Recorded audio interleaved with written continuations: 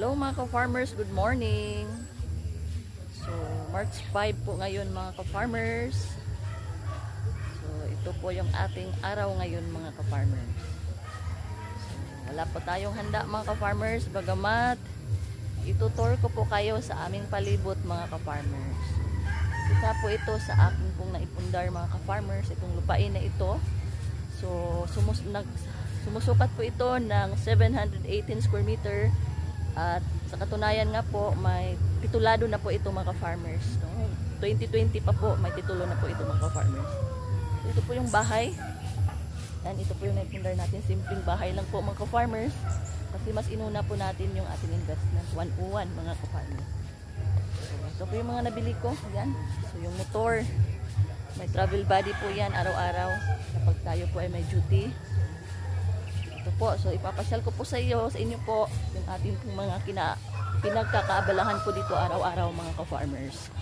So, ganito lang kasimple yung pamumuhay natin dito mga ka-farmers. Yung investment natin. So, ito, pinaglaanan natin ito ng budget yung ating munting manukan mga ka-farmers. So, yung ating mga manok nasa kulungan mga ka-farmers.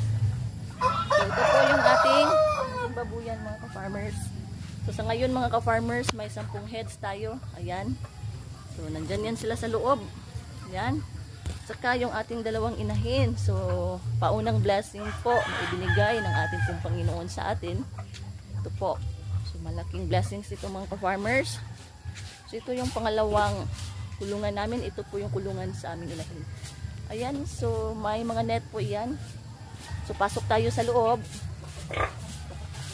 Ito. So, ito po yung blessing ng early birthday gift po na ibinigay sa ating na Panginoon noong February 25 po mga ka-farmers. Ayan, kahit wala tayong handa, at least may investment 101 tayo. Ayan. So, dito naman po tayo sa ating mga inahin. Ito. Ito yung aming mga inahin. So, ito po. Si Vicky girl namin. So, ito po si Vicky girl namin. Saka yung kanya pong mga biik, mga ka-farmers, tingnan po natin. Ayan. Ito po, oh. Ayan po, tulo. Ayan, so malapit na po itong may walay mga ka-farmers.